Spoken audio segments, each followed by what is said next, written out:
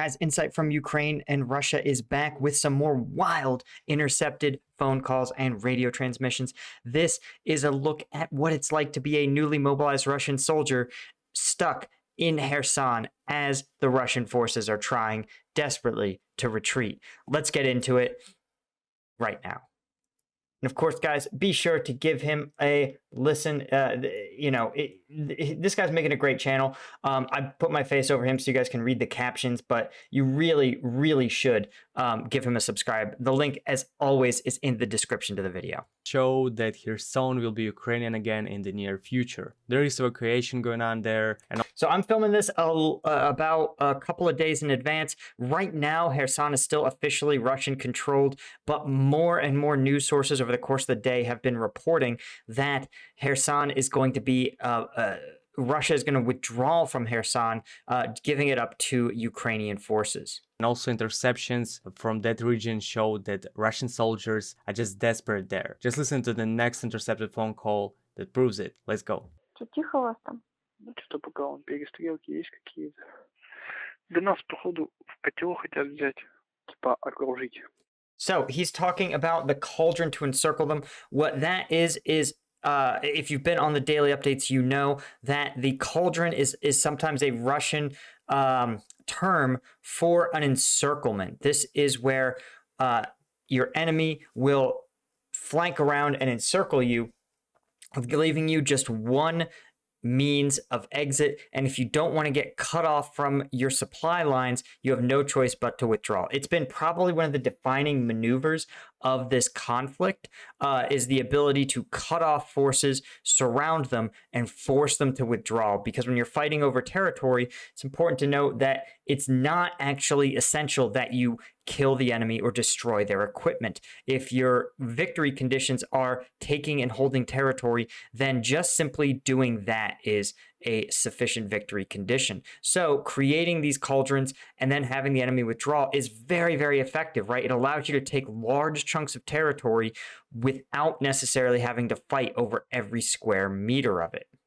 Bloodline, Heroes of Lithus is a 3D fantasy hero collector RPG for Android and iOS, where you build your kingdom, collect your champions, and take on the world. You can create your own unique legendary champions by combining the bloodlines of elves, demons, demigod, orcs, dwarves, lycans, dragonborn, and more. Bloodline just had its biggest update ever. The newly added hybrid system allows you to customize your champions through their unique marriage system. You can create over 800 different new hybrids, not only inheriting the talents and traits, but also their unique appearances. And new characters are released every month, so there's no limit to the amount of hybrid champions you can create to find the one that fits your playstyle. And just in time for Halloween, Bloodlines has dropped their new vampire clan, the Accursed. They're the darkest and most terrifying assassins found in the world of Lithus, and by participating in the Halloween event starting October 27th, you will be able to obtain an Accursed champion for free on the 7th day. Use my link in the description or scan the QR code to try Bloodline Heroes of Lithus for free and get a bonus starter pack with 10 energy potions, 100,000 gold, 100 diamonds, and starting October 27th, a free vampire champion just in time for Halloween.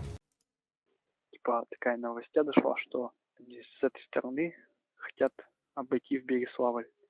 Если они Береславль возьмут, то все. Либо нам их тушить. Okay, so he says that he has been in Berislav, or he is attempting to hold Berislav, and if Berislav falls, then the Russians will either have to fight or swim across the Dnipro in order to survive. Let's take a look at the map real quick. I'll show you guys where Berislav is. Here's the map right here. Now, Berislav is right here. This is what's really interesting because this map has had very few changes in the past week, and it's very likely that this is out of respect for Ukrainian armed forces who are probably asking for operational security or OPSEC. But Berislav is here. You can see that for several weeks, right, there were significant advances here. So he's saying now that Berislav is in danger of falling, and this would make sense, right? If they're trying to encircle them or create a cauldron where they'd have to swim across the Dnipro, seems like maybe that Ukrainian forces here have scored a number of advances maybe down this river here. And are maybe trying to cut the Russian defenses in half. That's the only way I could think, since you guys could see there's really, really no roadways. There's a roadway here, here, and here. So if you want to create a cauldron, you would have to cut off these two roadways here, right? You have to do some sort of cutting off. I suspect that maybe it's possible that they will occupy this portion here and will threaten this roadway. I think that's actually also possible, that the Ukrainian forces are actually pushed along a line here, and that they're trying to cut off this roadway. And if they fail, then they, as he said, will have to swim across the Dnipro or fight their way out. That's probably what's happening. But as we've discussed, there's also the interesting story of this bridge here. This is not just a bridge, it's a dam. And the question that you're left with is this dam, if this is blown, right, this is a key means of Russian egress. So as discussed, I think this is going to be the last place that the Russian forces end up surrendering, because it's their best egress point. Либо нам своим ходом переплывать Днепр, чтобы выжить. А так я вообще не понимаю, почему туда не могут. Вот у них там переправа есть, там где вот они все сидят. Там есть у них переправа. И ее, эту переправу, никто сбить не может. Okay, the crossing that nobody can shoot down. I think that's a reference to the dam. I think he can't say explicitly, but he is like, nobody can blow this dam, because as you've probably seen in the news, you can see it's literally holding back a river. And if it blows, it's going to flood all down. It's going to flood large portions of Kherson itself. You can literally see the low ground here, and a significant portion of Kherson will end up underwater. So what that means is that the Russians will definitely have this safe crossing point, because the Ukrainians, even one errant shell could potentially destroy this dam. И они просто вот каждый день едут в нашу сторону. Но сегодня как они пошли там, боже мой. Ну, это сейчас там. I'm not sure so many of them went there. I can't tell if he's describing his own troops conducting a withdrawal or Ukrainian troops coming over a crossing to flank. But as you guys can see, Russia controls overwhelming majorities of the areas here, and they control both sides of the Dnipro. So it's not clear to me that the Ukrainians are actually going to be able to get anything across this river or control a crossing point. I think he's referring to how rapidly Russian forces are withdrawing from Kherson. Там наши войска не смогут их там удержать на правом фланге. Interesting. If the troops on the right flank don't beat them back, they'll be in the cauldron. Once again, if he's in Berislav, his right flank is going to be here. So yeah, it makes me think that actually perhaps the Ukrainian forces have conducted maybe a more broad advance, I'm giving them credit for, and that they are attempting to cut off Berislav from Kherson by penetrating this road here. That's my guess, because that would... Well, no, that's the right flank. How would you end up in the right flank? Unless he's like here, and then his right flank, but that wouldn't put him in a cauldron near Berislav. This is really confusing. And it almost sounds like he is disoriented and not looking at a map. And that's really possible, honestly. Soldiers at the lowest level, when I was deployed, I was an exception in that I briefed my soldiers down to the lowest level what we were doing and what the platoon's mission was. I felt that was important. It's hard to motivate soldiers to do a mission when they don't understand the big picture, right? If you don't understand why you're leaving out, why you're risking your life, what is the operational objectives, then you're never going to motivate people to do it. And as an added bonus, soldiers, if you give them the information they need, and they understand what's happening, sometimes they can really surprise you. There's been a lot of times where, because I kept them abreast of what our missions were, they would sit there and go, "Hey, I was talking to this Afghan policeman, and I know you said you were looking into who planted this IED. He mentioned that he thought the guy was at the in the village."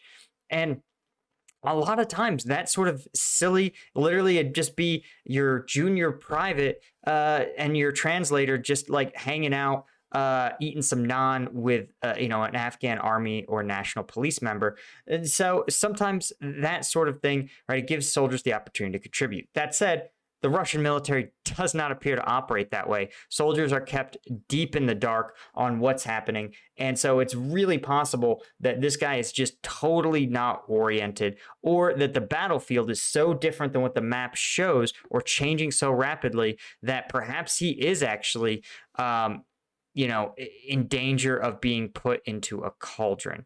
I guess it's also possible that he is north of Berislav, right? If he were right here, then the right flank effort to take Berislav, it would mean that the Ukrainian forces have advanced to this line here. So that's what I think the theory is, probably. That, or he's just really has not seen a map in a while.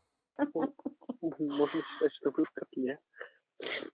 Как бы все равно надеемся на лучшее. Я вот надеюсь, что за месяц-то они не смогут нас взять. Я думаю, что я уже отсюда ходу, домой. Там-то точно никто в котел не возьмет. Ooh, guys, this is one of those things that, if you remember in the early Iraq War, they called it the backdoor draft in the US. He's talking about the fact that he's like, oh, in 1 month, my contract will be over and we'll be fine. Guys, then the government needs warm bodies. They get warm bodies. Don't kid yourself, right? In Iraq and Afghanistan, the rule was that even if your contract with the military was up, let's say it was going to be up in 90 days. Well, if you got deployment orders with the next day, with 89 days left in the military, guess what? You couldn't leave until you finished that deployment. And this was in the early 2000s, when deployments stretched as far as 15 months in country. So crazy things. And it was referred to as the backdoor draft. And a lot of soldiers really resented the fact that the government had unilaterally changed the conditions of their contract, right? Even though you had an ink that says you owe 4 years of service, the government would come in and go, actually, you owe 4 years plus you got to finish out this deployment. So 5 or more. And it's really sad to think, especially soldiers who were killed or wounded after having served out their contract honorably. So if the U.S. is willing to do it, don't kid yourself. The Russian military is 100% willing to keep a soldier, whether they have a contract or not. And now, before I show you the next interception, I'm going to read you what a Russian woman posted on Russian social media website vk.com about her brother who was mobilized just recently. Yesterday, husband and I got back from Volsk. There are 2,500 of our mobilized men from Kirovsk there.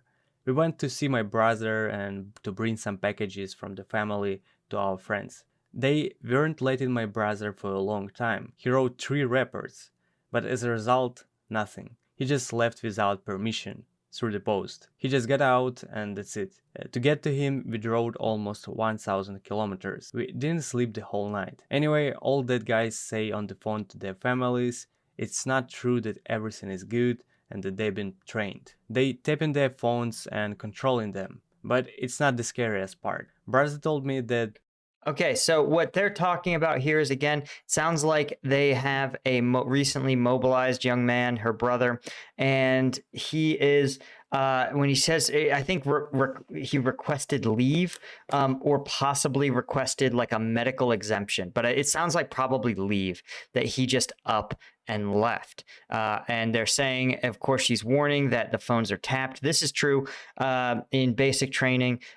Even in the US, your communication with the outside is limited, right? You can write letters, which is always sort of silly and antiquated, right? You could sometimes be allowed a fixed amount of phone calls. It was kind of annoying. I actually did go through basic training in 2006. I worked at, it's a long story. I got in on a technicality, basically. I went to basic training and then immediately went to signed a contract with ROTC. But the basic training, then you had to buy a phone card and then you had to like plug the phone card into the phone. And if you screwed it up, you just had to buy another one. So I think now they just let you like plug your cell phone in and turn it on and call your family. It's 9 weeks. It's not that long. The young guy died in front of his eyes after he got 4 vaccines in a row at once. He just got up and immediately died. Ambulances go to the military unit many times every day. Some big men feel bad. They just lying there and can't get up. Yeah, okay. I've definitely gotten 4 vaccines in a row with the military, like 100%. Not sure. We just got up and immediately died. I'm going to tell you guys, I mean, if the stories are to be believed, I think there's a lot of very sick people that are getting drafted into this. Probably, if you had to ask me, what do you think is the number one cause of death in recently mobilized Russian troops? Not combat, not yet at combat. I would say it's probably, honestly, alcohol withdrawal. Here's what people don't appreciate. Alcohol withdrawal is absolutely can 100% kill you if the withdrawal isn't managed. Right? It's not something you can tough out the way you can tough out withdrawal from like benzodiazepines. I'm going to get demonetized if I talk more about this, but it 100% is. Let's see. Here you go. Here's our boys at Healthline. Can you die from alcohol withdrawal? Right? Alcohol withdrawal is mild, but it's a depressant on the CNS, slows the brain. Initial symptoms will include things like tremors, trouble sleeping, nausea, vomiting, edge, restlessness, anxiety, headache, and sweating. That's people with mild alcohol dependence. And then the initial symptoms get worse and then they disappear over the next day or two. But if you're a heavy drinker, now bear in mind, guys, in the US, we consider heavy drinking to be for men 14 drinks a week. So that's 2 drinks a day. And if you're a Russian, I'm just going to tell you, I've heard from many reputable sources, including a friend who lived some time in Russia, that 14 drinks for at least some Russians is more of like a daily level of consumption. They may experience hallucinations within 24 hours of having the last drink, including feeling things on your skin, auditory and visual hallucinations, and most importantly, seizures, generalized seizures within 24 hours of the last drink. There's also something called status epilepticus. This is where a seizure is so bad and so your brain enters seizure mode and it freezes. It can't unlock itself. It's scary because you can stop breathing. Your brain's seizure is so locked up that even the ability to breathe is dropped to 0. Right, 3% of those who have seizures from alcohol withdrawal will end up in status epilepticus. Right, that's 1 in 30. Right, so if you have a, let's say, well, you guys can run the math, right? Let's say you have a 300-person mobilization. Let's say 1/3 of those people have some level of alcohol dependence. You're talking about, 100? So of those, there's a chance, I'd say that if there's a chance that 1 or 2 will have status epilepticus. You also, of course, have the DTs, which is the classic alcohol withdrawal symptom, 2 to 3 days after your last drink. Again, makes perfect sense. You board the bus, you're getting your vaccines, you are within 24, 48, 72 hours of your last drink. And this can also, with early treatment and prevention, the chance of death from DTs are rare. You're at risk if you have daily heavy alcohol use, another acute illnesses, history of seizures, or liver disease, right? And of course, DTs, disorientation, confusion, hallucinations, rapid heart rate, profuse sweating, high blood pressure, agitation, stupor, and loss of consciousness. Dollars to donuts, there's a lot of all of those things going on in Russian training grounds right now. Certain of it. The training is on the level of World War II. The weapons they got were made in the 60s. Also, they were told that they shouldn't expect body armor. They don't. Yeah, the 60s. I mean, I will also say 10 years ago when I went through an ROTC training course, I also got weapons from the 60s. We had literally, they were tagged as XM16s. That's how early they were. They were M16A1s, which honestly, I thought was just sort of sick. And frankly, as an ROTC cadet, you know that you're years away from real, at least 12 months away of training away from real combat. So I would be more worried if I was like getting ready to deploy and they were giving me, M16A1s. And don't expect body armor. Yeah, that's not cool. Don't even get military tokens. This is their term for dog tags, I think, is a military token. Some of the old school dog tags look like little coins. But how is supposed to find a person then? They're forced to sign voluntary contracts, and they're clearly been told that they've been prepared to be sent to death. There is 3-meter fence with barbed wire around the unit. Good people, don't let your loved ones and family members to be taken. It's all voluntary. If you don't want to go, then just don't sign anything and don't go. You have the right to do so. And now, okay, I just want to point out how, listen, there's a lot of times people they'll be forced with like a choice. In this case, it was a choice, right? Her brother could have gone off to training and mobilization, or I assume done this other thing where she says, it's all voluntary. I just won't sign it. I have the right not to sign. If you haven't taken path B, you shouldn't be telling people that it's like the correct path. You don't know if that's possible. This sounds really wrong. And as discussed, if the government wants warm bodies, the government gets warm bodies. This is true of every government, including yours, wherever you are. So to sit there and be like, oh, you have the right to do so. No, you don't. You don't. Now let's listen to the next interception. Думаю, это скоро. Ну, ты новости что, не смотришь? Всю Украину бомбят, Крымский мост же разбомбили. Так это я знаю, ВКонтакте видела. У нас тут, когда в пятницу, наверное, что ли, Михайлова будут провожать. Повестка пришла и этому, Тимофею Турову. Позавчера вроде в гараже собрание тоже было в Пихтовке-то. Если, мол, кто-то добровольцы пойдут, то потом уже больше не будут. This is funny. So they say if the workers volunteer, then they won't be terrorized anymore with summons. Listen.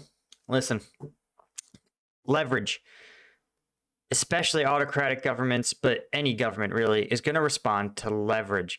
An agreement, it's hard for me to explain. It's sort of like the Fed, right? If you print the money, you're not subject to the same rules as everyone else. Like if I spend $20 on a candy bar, by definition, I don't have that $20 to spend on gas, right? The government doesn't play by those rules. Similarly, the government doesn't play by the rules where they have to abide by a promise. Even in court, those deals people cut with the prosecution, that's subject to the will of a judge. A judge can wake up and be like, nah, F this deal. You're getting a harder sentence or a better sentence or whatever sentence. What you need is leverage. And if you already get a bunch of volunteers, if you already meet your quota, then what is the leverage? You've already given them what they want. Like if people volunteer, once you've extracted all the volunteers, what is your remaining leverage? The government has voluntarily warm bodies. They're going to get more warm bodies. You need to have leverage, right? So something like a strike, if you were to sit there and go, oh, we won't work until you stop with the drafts, right? You need to have some sort of, we won't pay taxes. You need to exert some sort of leverage over the government. Пистовских работников терроризировать, что-то вроде таскать. Это мне Сашка Коробейников сейчас работает в Пистовке водителем. Он мне рассказывал. Я говорю, что кто-то, говорю, согласился? Нихуя, говорит, никто не согласился. Там друг... And the Russians know this. They know this. Друг, не знаю, кто ему звонил, говорил, что пришла повестка, и сегодня в 2 часа и отправка. То ли в Воткинске, то ли где. И вот, мол, до 2 часов, вчера пришла повестка. До 2 часов... The list of things. Guys, if you've been on this channel, you know what the list of things is. But if you're not sure, this is a list of gear that Russian soldiers, Russian mobilized troops are being told to bring when they are mobilized. And it's things that... It is things that really a military should absolutely be providing for their soldiers, right? It's pretty preposterous. Let's see if we can find it here. Okay, here's Business Insider. Let's see if I can find an actual list. Let's see if we can find it. Let's see. Okay, so this is the reserved. All right, some of the items, I don't have the full list, but the list includes things that this is what soldiers need to buy privately. To give you a perspective, again, when I went onto active duty, I was expected to bring, again, we'll use the basic training analogy. We won't, officer stuff just plays by a different set of rules. If you're enlisted, you are told to bring white socks, underwear. I think a basic set of toiletries, like extremely basic toiletries, like a toothbrush. I think that's it. And actually, even if you don't bring those things, even if you literally just show up with clothing, you are actually authorized to get a few $100s of advanced pay so that you can go to a military clothing and sales store and purchase socks and underwear as required. That is just how the military, I mean, that's part of what the best part about the U.S. military is that truly you can come in there off the street if you as long as you don't have a serious criminal record and you have a high school diploma or GED, you can show up to the U.S. military and they will grow you from Adam into potentially someone who's earning as much as 6 figures a year. Obviously, Russia's not doing this. Here are just some of the items that these conscripts are expected to bring themselves. Men's thermal underwear is now up to $340. Hiking backpacks, $600. A pair of new gloves, $260. Night vision goggles, $810. FYI, guys, that's still cheap by U.S. night vision goggle standards. First aid kits, tactical gloves, berets have tapered off. A typical body armor vest is now $729. The vest began just at $133. The price of body armor can even go up to $2,000. I suspect that this is probably for Kevlar vests, very, very simple body armor, and this is probably for actual steel and ceramic plates.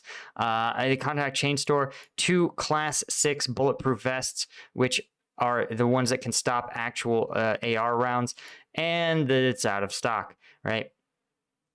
But the lesson here is clear. These guys are stuck buying their own stuff and even things that were considered extremely basic. Надо сегодня вот ему там список же целый дают, что надо с собой взять. Вплоть до бронежилета, представляешь? Где Even вот этот body armor's on the бронежилет list, покупать? yep. А если, говорю, денег нет, так вот, говорит, обзванивают, мол, занимают у друзей, да у кого-то. Вообще обалдели, говорю. Ладно, говорит, еще автоматы не заставляют покупать.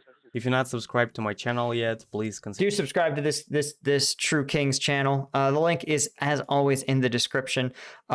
And of course, guys, if you want to see the combat video breakdowns that are too spicy for YouTube, the combat videos that I just cannot get on here, but I still do breakdowns, and those are all on my Patreon. So please become a member. Thank you so much, my Lieutenant tier patrons. You guys really are the ones that make this possible, and I'll see you all in the next one.